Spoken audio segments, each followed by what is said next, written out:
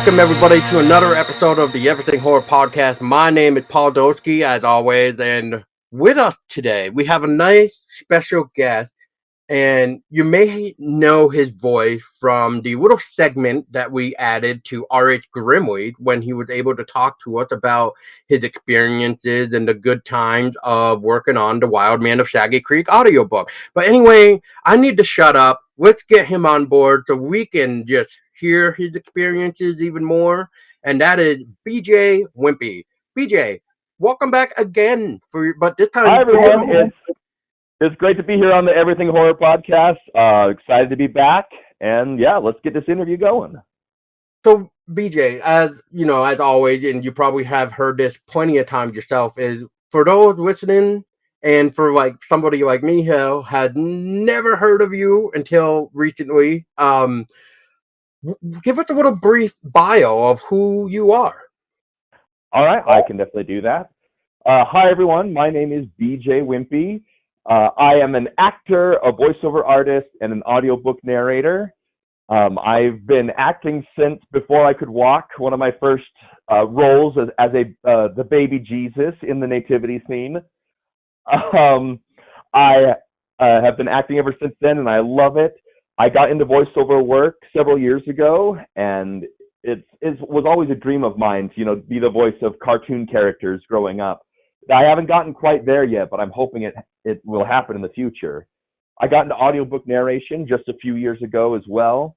I actually started right before the COVID pandemic hit, and luckily, audiobook narrating was able to kind of sustain me through all of that because most of my acting jobs disappeared during that time, but audiobook recording, since I can do it at home in my own studio, was still thriving.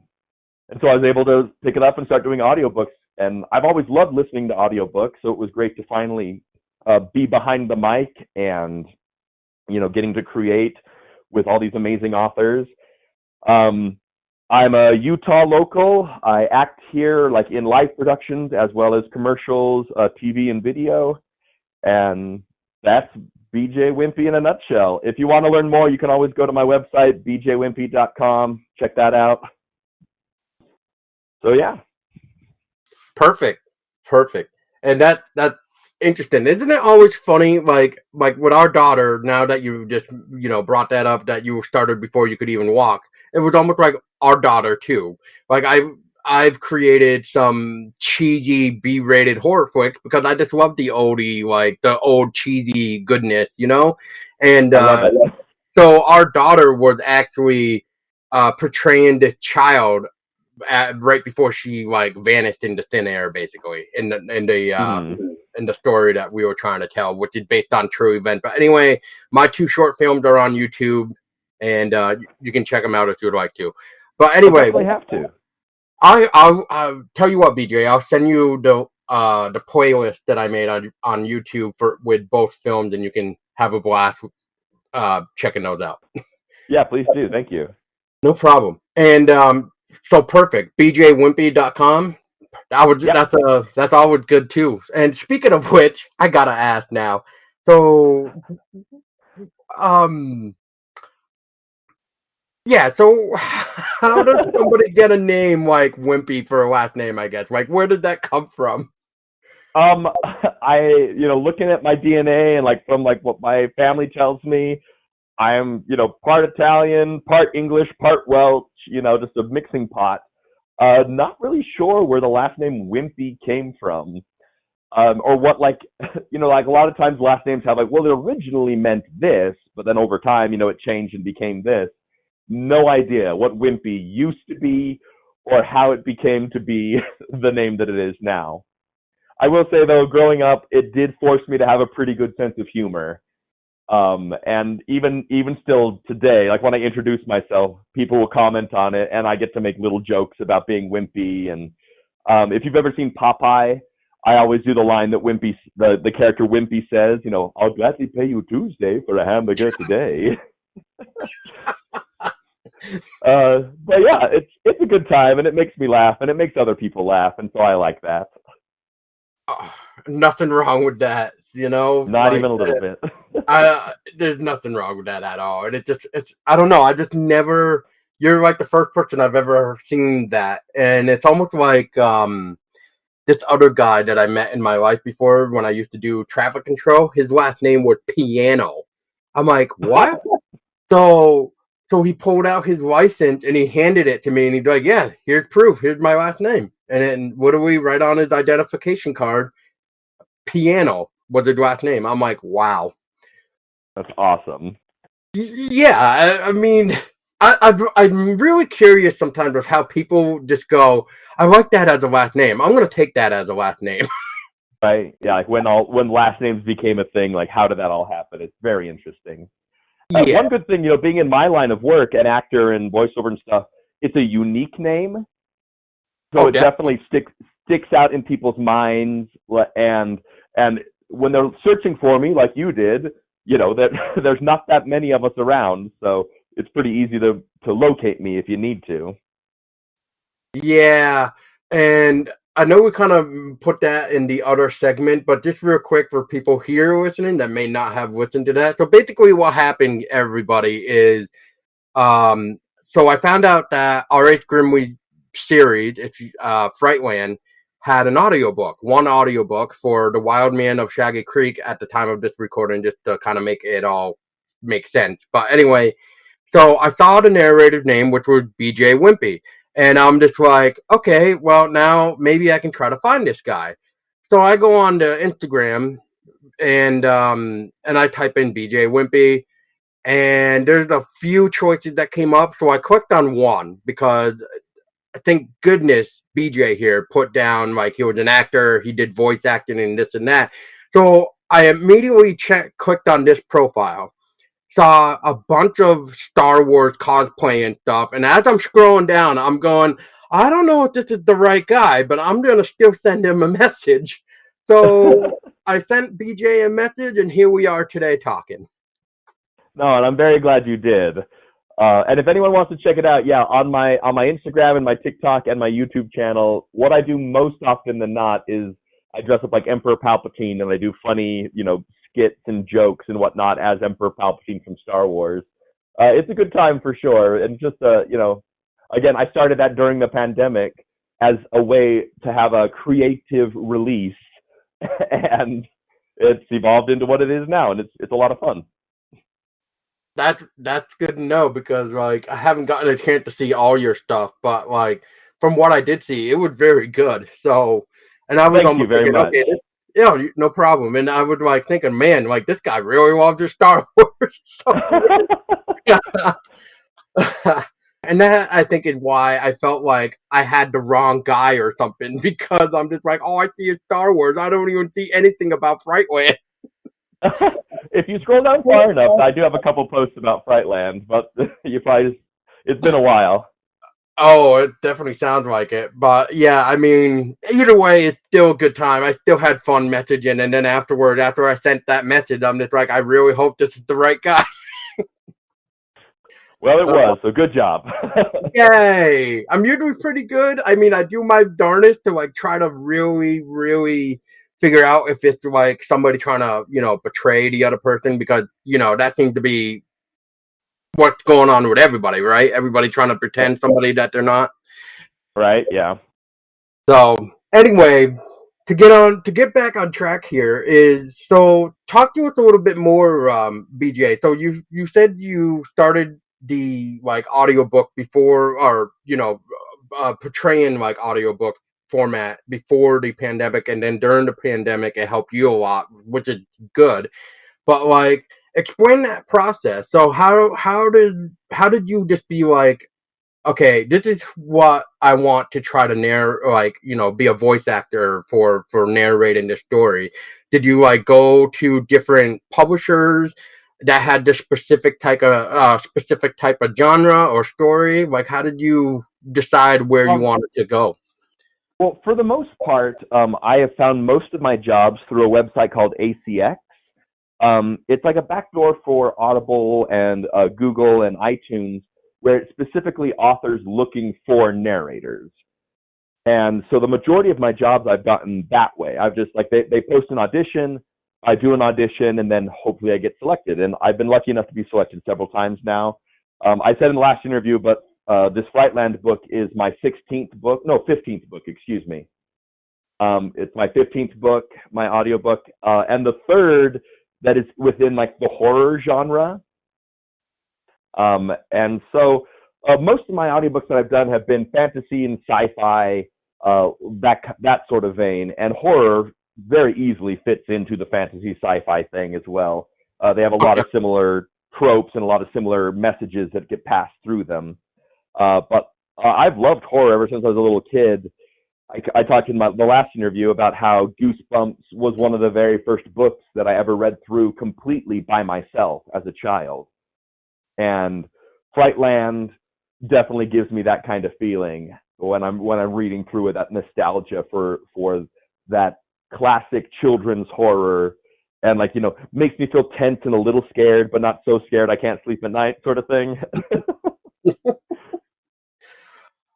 But yeah, so that's how I find my books, and I did find Frightland in a different way, and that was because they ran a Kickstarter to get their first 4 books published and printed, and that was through Bard Press that they ran that Kickstarter. And I noticed that they were also Utah locals, and so I found their website and I reached out to them, basically to saying, I saw your Kickstarter. I love, children's horror. I've loved it since I was a kid myself. And if you are looking for an audiobook narrator, I would love the opportunity to audition for you. And they reached back out to me, and yeah, they were like, well, we hadn't even thought about doing an audiobook. Like, that's a great idea. Yes, we would love for you to audition. And so we did that, and they liked it. And then there was a lot of back and forth about the process, especially because they had never done an audiobook. Bard Press had not. And so luckily, since I had done quite a few audiobooks already, I was able to walk them through a little bit of the process, and we figured it all out together, and we were able to record the first audiobook, and then hopefully we're in talks to do the other 3 audiobooks as well for this Frightland series so far. Perfect. And I really hope that happens. And I know it's really hard nowadays for audiobooks because you just don't know what's going to happen.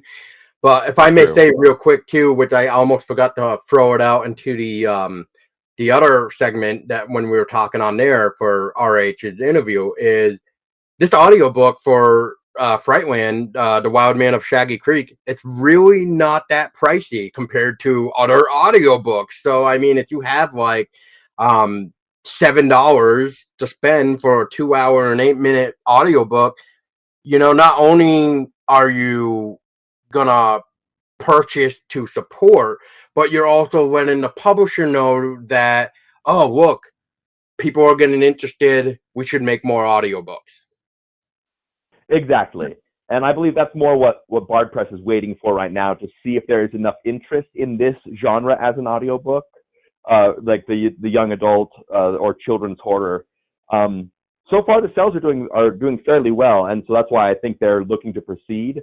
But yeah, if any of you are interested and want to hear more stuff like this, the best thing to do is to go and buy the audiobook, buy the print copies, show the publishers that is what you want.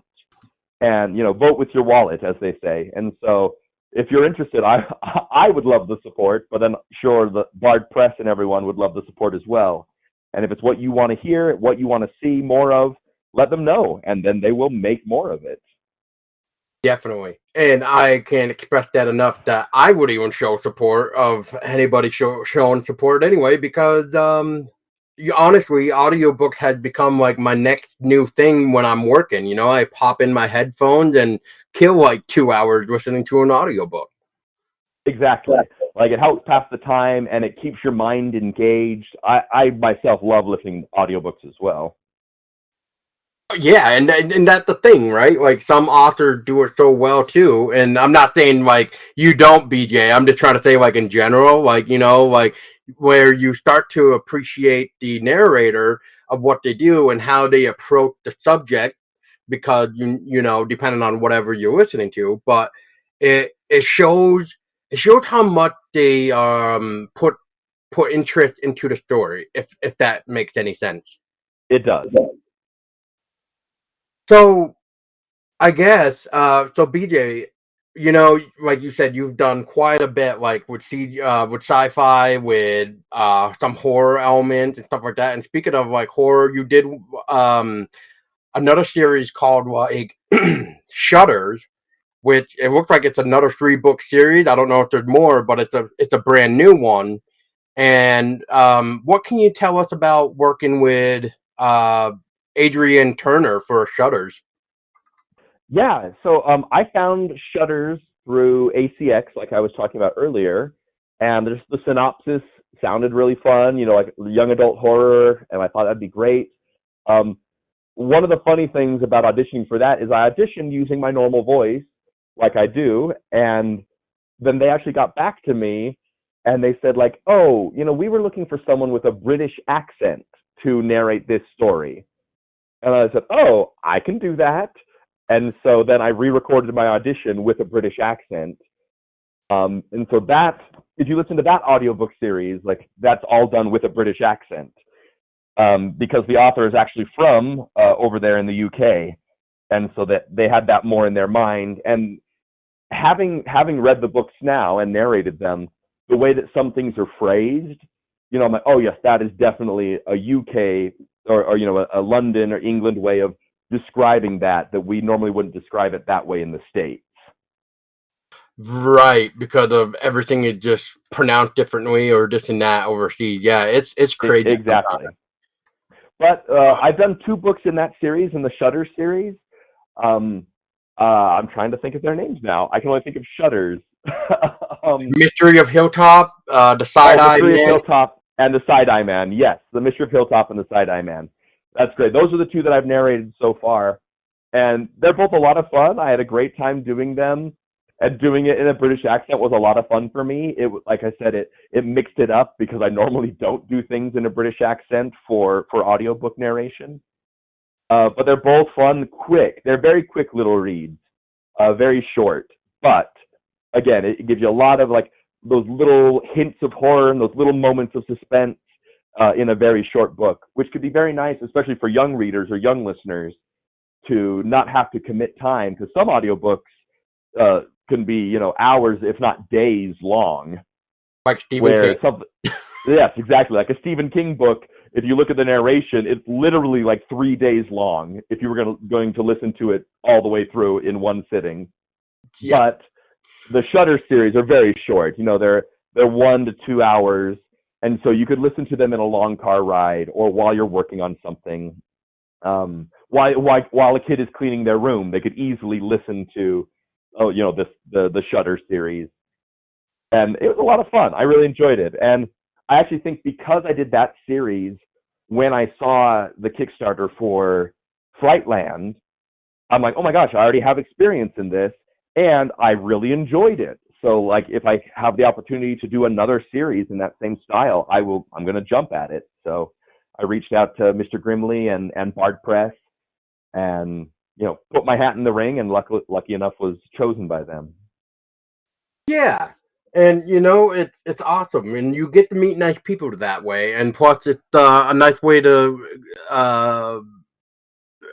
grow your work ethics. If I Exactly. and I know this isn't, and I know we're going to be talking. This is mainly like a horror podcast, but at this point in time, it doesn't matter. Like you've done like a superhero type of audiobook as well. I'm trying to remember the name right now, but The Working Class Superhero series, yes. yes, that one. Yeah, that was a lot of fun. It plays on a lot of the common tropes that you have in superheroes. And some of the characters are very obviously, oh, this is a parody of Superman, this is a parody of Batman, this is a parody of Green Lantern, but with their own unique twist on them. And I believe that was a trilogy series as well. And the author actually recently reached out to me that he's writing a 4th book in the series. But that was a lot of fun.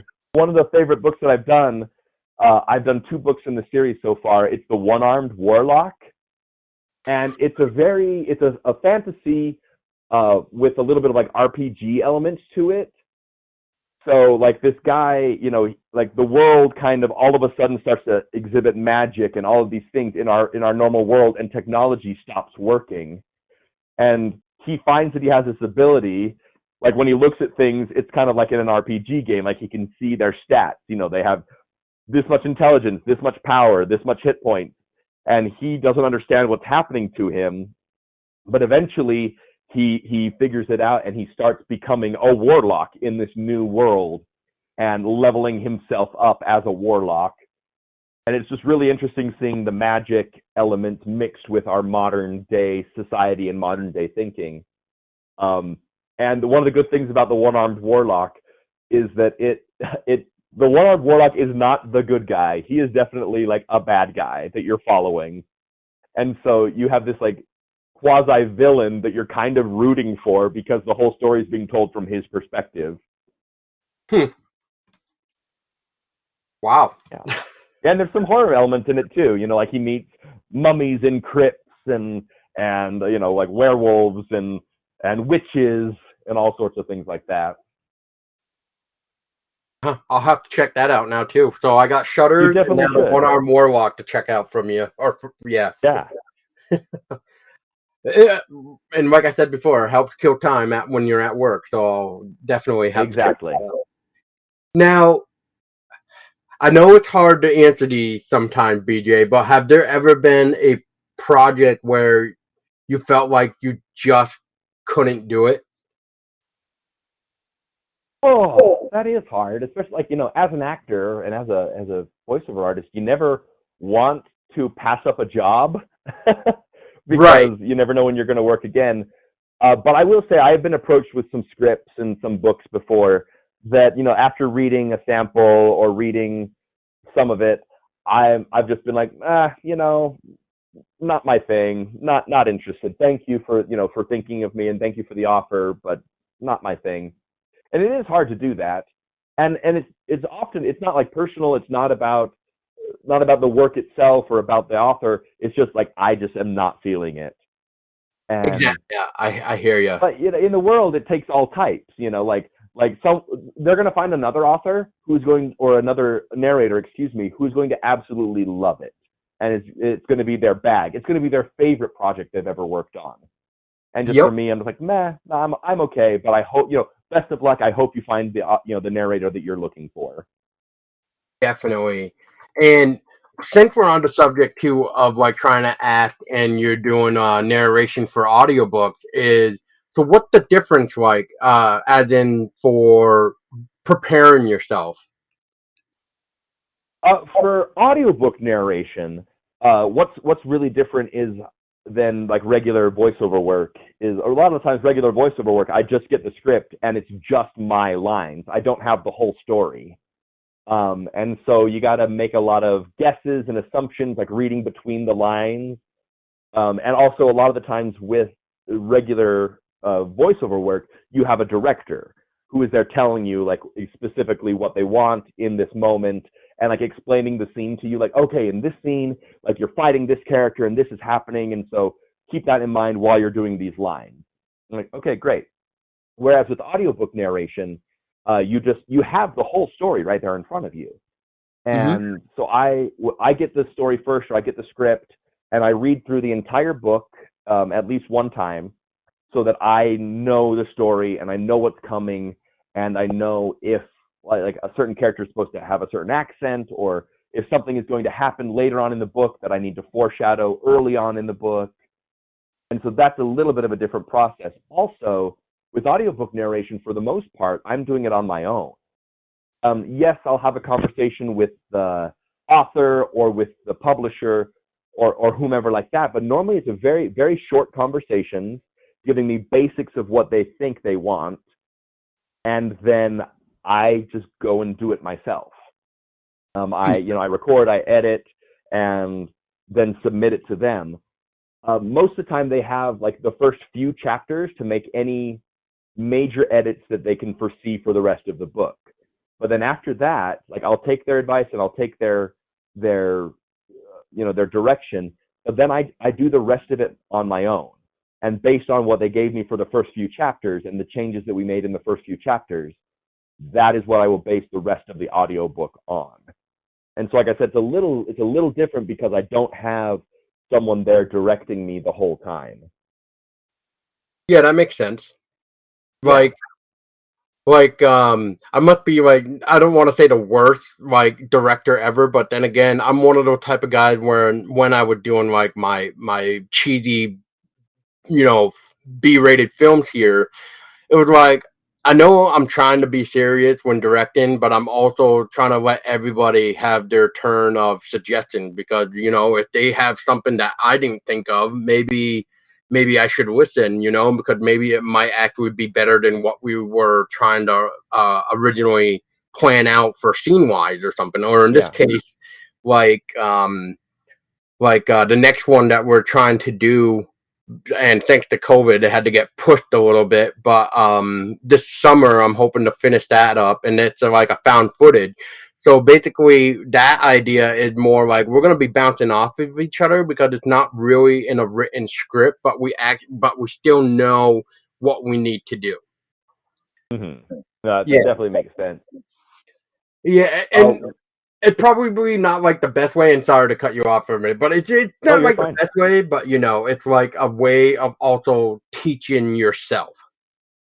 hmm One of my professors from college and one of my favorite directors, he told me that the director's purpose, number one is to cast good actors and good people. Because if you cast a good actors who know what they're doing and are passionate about their work, most of your job is done for you. Because those actors they'll bring their own ideas and they'll bring their own feelings and thoughts to the process that will help make it better than if you just rely on only the director's vision.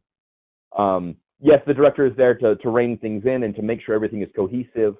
But if they listen to their actors and listen to like suggestions of these other very talented people whom they've surrounded themselves with, it can make a very beautiful collaborative process, which is better than what it could have been on its own.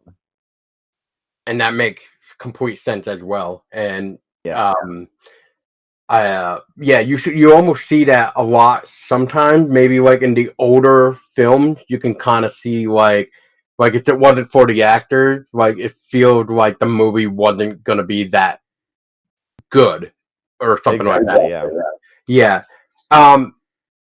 So I guess BJ is from the 15 books that you have had the chance to record narration for. Which one do you feel like took you the longest to record to get done? Because I'm assuming it's because you wanted to make sure you were getting it right. Um, so for that one, it would probably be my very first audiobook, which was the One Armed Warlock Book One. And it's because, well, like I said, it's my very first audiobook, and it's a audiobook narration is very different than other voiceover work that I had done before or live acting, work that I had done before. Also, there was a high learning curve because a lot of times with audiobooks, not only am I the voiceover artist, but then I am also I'm the editor. So I have to go through and like if something doesn't sound right, I have to fix that either by re-recording it or by altering it in the software. It's my job to set the pacing. It's my job to figure out where I need longer pauses, where I need shorter pauses, taking out like loud breaths or other sounds that happen to get recorded. So there was a very steep learning curve on my very first audiobook, which was, like I said, the One Armed Warlock Book One. But luckily, the author was so wonderful at dealing with me and very patient with me, as it took me a little bit extra time than we had agreed on in our initial contract, just because I wanted it to be so good and I was so unfamiliar with the entire process myself. The author for the One on Warlock series, his name is Dural White, and we've actually been able to like very form a friendship over the few years that we've known each other, just through his audiobooks and my narration and just getting to talk about them. We've become friends. Like we send each other Christmas cards and we chat online every once in a while. It's great. But his first book was probably my hardest just because I had no idea what I was fully doing and had to teach myself on the fly. Fair enough. Yeah, and it's Yeah. always scary, like when you first take your step into like a whole new playground, as I may say, because obviously, like you've mentioned, you're not familiar with the process and stuff. So it's good that people actually took the time, though, to basically give you an idea while you're doing the process. So, Mm-hmm. because it's kind of like in a real job, right? Like if we weren't talking, like if I wasn't talking to you and I wasn't doing this as like a hobby or whatever you want to call it, basically, but like if I had like a regular job 9 to 5, the only way to get experience is by getting that type of job where you're gonna get the experience. But then when specific jobs, I'll say, want you to have this specific like type of experience, and you don't have any. It's like, well, how can I even get that type of experience if I can never get my foot through the door to get that experience? Yeah. Yeah, I mean, like you can go to school, you can get all the training in the world, but until you actually work that job and actually get your hands on, yeah, it's going to be completely different. And so, yeah, I'm very grateful to Dura White, the author, for giving me that opportunity and that chance and helping me. And then in return, I was able to turn around and help Bard Press with their production of The Wild Man of Shaggy Creek, because that was their very first step into the audiobook world as well. And I think there's enough room for all of us to succeed and for all of us to help each other. High tide raises all ships. And so with my Durrell helping me with his experience, and then me being able to help Bard Press with their experience. Hopefully in the future, if they do another series, they can find another narrator and help that narrator. I just think, you need to get that hands-on experience, and giving people those opportunities is great, because, you may unlock the future, like, best audiobook narrator. Now, I wasn't saying that about myself, but just in the future, because of someone got a chance, they could become something great. An actor, an audiobook narrator, a welder, a craftsman, a waiter, anything, any job.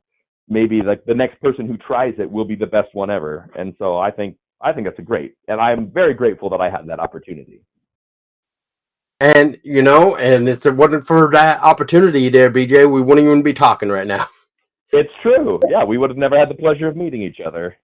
Exactly, and I find that to always be a cool thing. I love to pick other people's minds, even though sometimes I might feel like I lost my train of thought in some interviews where you probably hear me go, yeah, but then again, it's like, perfect example, BJ, is so I do another podcast off the side of doing this one.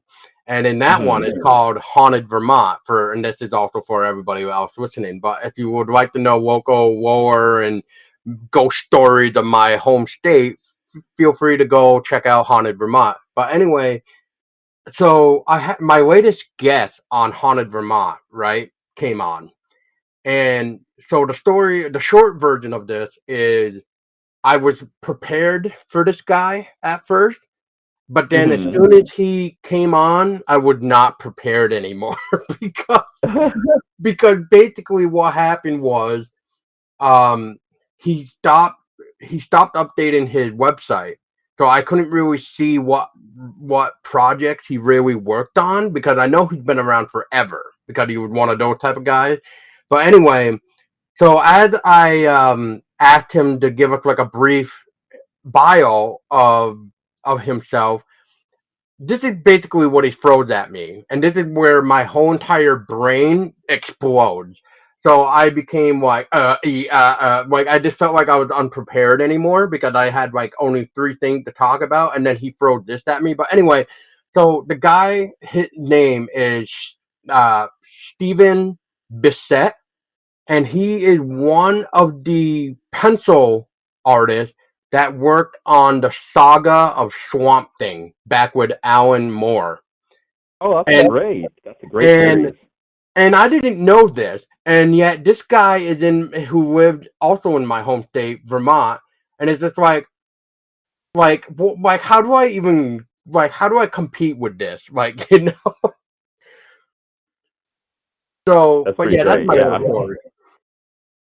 But yeah, in there you can definitely hear my voice going, because it's just like, well, what do you like? How do you not like prepare yourself after hearing that? Like seriously.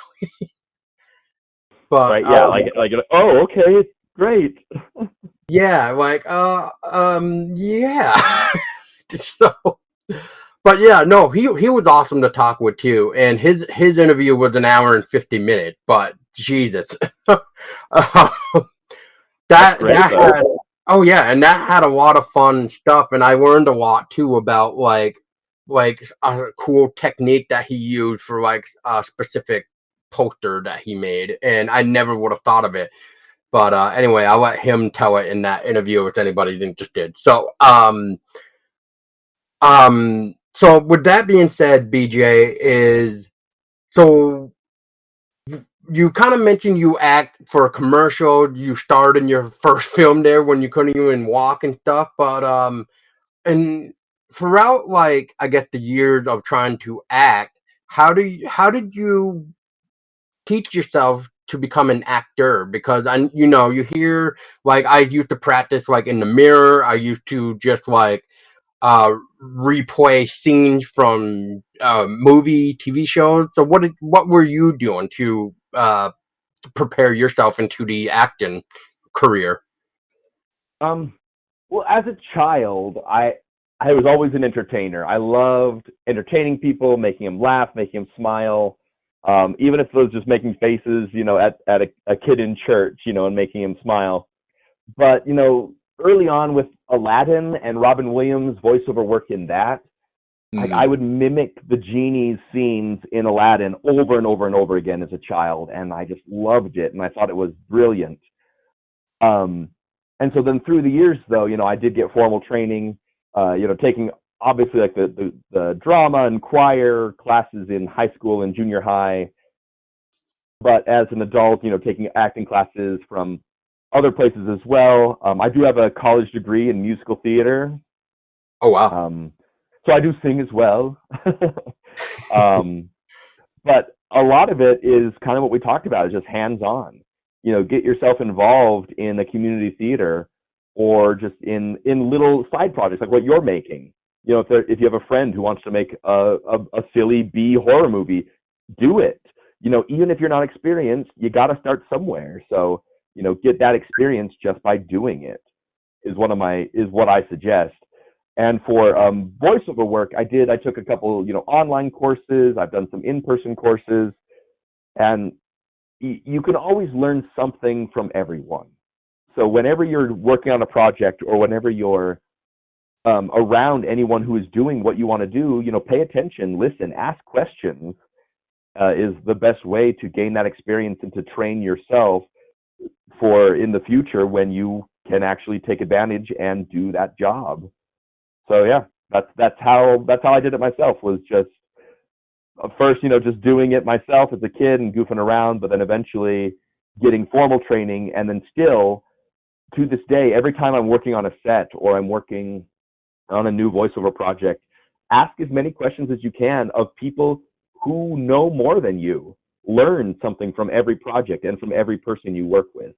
That's what I always try to do in my life. Yeah, and and I 100% agree with you. Like in order to do it, you just got to put your foot into through the door of whatever project it is, really, and then that's how you're going to not only teach yourself, but you're going to learn other things from other people being around that same project and so on. So, Exactly. and so BJ, I guess before we end the little conversation here, is there any type of project that we haven't touched on that you would like to share? Um, Nothing that I can think of. I think we've covered a very broad base of me. um, but if we're circling back to horror, go and listen to H.R. Grimley's Frightland that I was able to work on, and also Adrian Turner's Shutters series. Those are both horror, and just go out there and make stuff happen, guys. Have fun. Exactly. And so, I guess real quick, BJ, is there any project in the works now that you're working on? I actually last night I closed a play that I was in. I was playing Long John Silver in onstage version of Treasure Island, which was Oh, just nice. amazing. That was at Hell Center Theater here in Utah, and it was such an amazing project to work on. Um, I am currently working on an audiobook. It's called The Drag Queen Detective, Book 3. Um, it's like a kind of a murder mystery detective series thing, like but done by a drag queen, which I think is awesome. It makes me happy. um, I'm in talks with Bard Press to do the future Frightland books, and then coming up, I have more auditions for a few commercials. Oh, actually, I just auditioned for a TV series, a docu-series that's going to be coming out called Lost Time, which is about alien abduction. Ooh. I don't know whether or not I've been cast in that yet, but I did just film several auditions for that, so fingers crossed. But that's the life of an actor and a voiceover artist and everything, is that you're always looking for the next job. And so, yes, I have a few things that are in the work, but I'm always looking for more work. And if you ever need an audiobook narrator or a voiceover artist or actor, please reach out to me at my website, bjwimpey.com. I would love to hear from any of you. Follow him on my socials, TikTok, Instagram, Facebook, YouTube, all that stuff. If you search BJ Whimpey, I'm sure you'll find me. Yeah, that's what I'm working on for right now. Nice. But with this clarify, so when you look for BJ Whimpey, if you see a bunch of Star Wars, that might be him. Just so you know. It's probably me, yeah, because I do that Emperor Palpatine Star Wars stuff a lot. Yes, he does, and that's not a bad thing. It's just like how I found him. So that's why, like I said it before, is I would make sure this is him. So I took the chance to message him. And I'm very glad you did. Oh, me too. And it's been a pleasure, BJ. And speaking of which, for projects, is there any type of project that you would love to get your fingers into that you would love to totally like narrate or act in? I would love to do a horror series or a horror movie. Like, a lot of famous actors have gotten their big breaks by doing a horror movie, like some B horror movie or and so I would love to be in a horror film. I think that'd be great. Bring it on, right? Like, I would love to be in that process and to have that experience. Definitely, and I'll be rooting for you. Oh, thank you so much. And then you can say I knew him when. Well, if anybody needs a reference, like kind of like with a job application, if you need references, I'll put me down, and I'll be like, dude, this guy, just do it. This guy's amazing. Well, thank you. I'll keep that in mind for sure. Yeah. How do you know BJ? Oh, I've known him for a few years. I interviewed him on a podcast once. Yeah, I put him on a podcast, but we know each other beforehand. Just that way, that sounds legit too. Right? Yeah. Yeah. Well, how about you know him? I'm pretty sure he used to live by me. I think Pretty that's sure. how we Pretty worked sure. Well, it said that he's only been in Utah. Oh, I meant he must have been on a business trip, right? Must have been. All right, BJ. Well, you kind of, answered the final question, which is where we can keep up to date and everything. What you said it, bjwimpey.com, but feel free to say that one more time. So, where can everybody keep up to date with you? Yeah, please. So you can visit my website, bjwimpey.com. Follow me on TikTok and Instagram, and there you can find me, Whimpey BJ. On YouTube, I'm BJ Whimpey. And yeah, that's how you can find me. And I'd love to chit chat more with you or with anyone else who would be interested.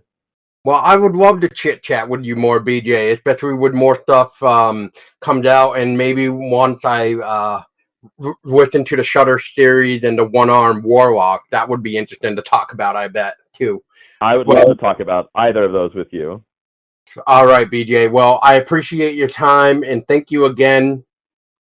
And I just look forward to the future talks. And for everybody else listening, thank you all very much for listening to the episode. And keep up with both of us. And all the links will be thrown in the episode description below, so you don't have to do too much work because I've already done all the work for you. But Yes, you did. anyway, yeah, I mean, I don't really know what else to say except for just keep up to date and, like always, stay scary, everybody.